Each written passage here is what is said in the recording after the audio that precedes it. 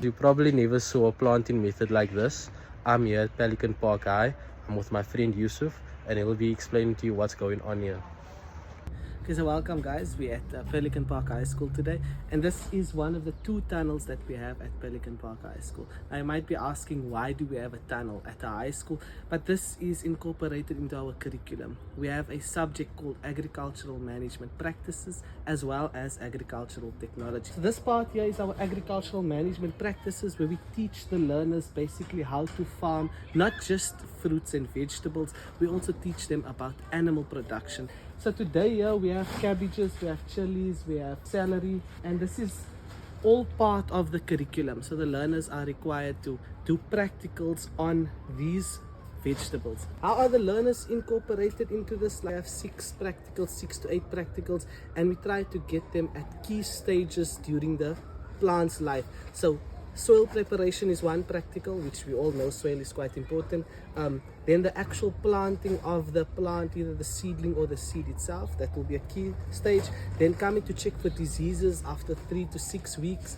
The learners would then come for the harvesting, the processing, and we have one practical where it's just general maintenance, just to check up on the tunnel itself. We have grade 10s, 11s and 12s, and each grade would focus on a different crop.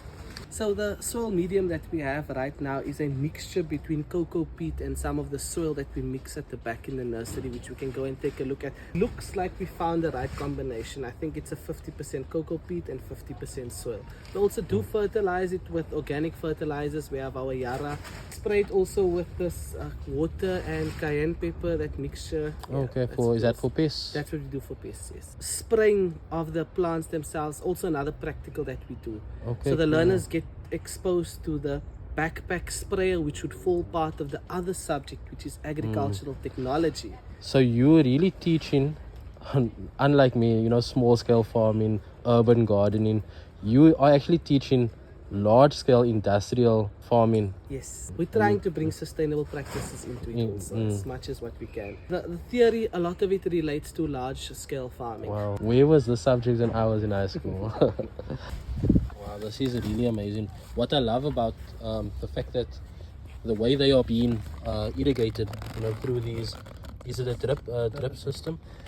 The fact that you can grow such a large cabbage in such a small bag, because if you were to water from the top, right, if you were to water from the top like this, then the water would just get onto these big leaves and run off onto the ground. Right. And I see you have these the string here on top. Yeah, so for these, last season we grew cucumbers, and we're planning on growing tomatoes soon again, so that's the Yusuf just told me now that this is the chicken coop. I was like so shocked. That's not a coop, this is a hotel. So we're looking at having between 1,000 to 1,500 chickens housed here. The learners will get the chickens at 6 days old and look after them up until 6 weeks, and then we'll send them off to be slaughtered, and we will share the profits with a specific business. Okay, so this is actually the subject that I teach, agricultural technology, all the skills that you would need besides growing your plants and looking after your animals. So all the welding, the cutting of metal, the woodwork, the plumbing, the lighting systems, all of that we learn about in this classroom here, and this is what I teach, agricultural technology. See, our matriculants are trying to make outdoor benches. Not all of them are complete. Still some work that needs to be done. But this is all being 100% by the learners themselves. So this is one of the learners' projects. This is a rocket stove. It's basically an outdoor stove, and I'll show you in a few minutes how does it work. Basically, we would insert our wood and our fire lighters, and we'd make a flame, and then we could put our pot on top here. A lot of times in my comments, if I'm posting like agricultural things, or I'm showing people how I'm teaching students and things, they will comment, this needs to be taught at schools. And what I've learned today is that it has been taught, at least for the last 5 years. Yes, but unfortunately, we're the only school in this area that has these two subjects. So if you are interested in having your children learn the subject, then you can come to Pelican Park High, or you said there's a few other schools, you can do your research on that. We're here for Pelican Park High. Shukran again, Yusuf, for showing me around. No problem.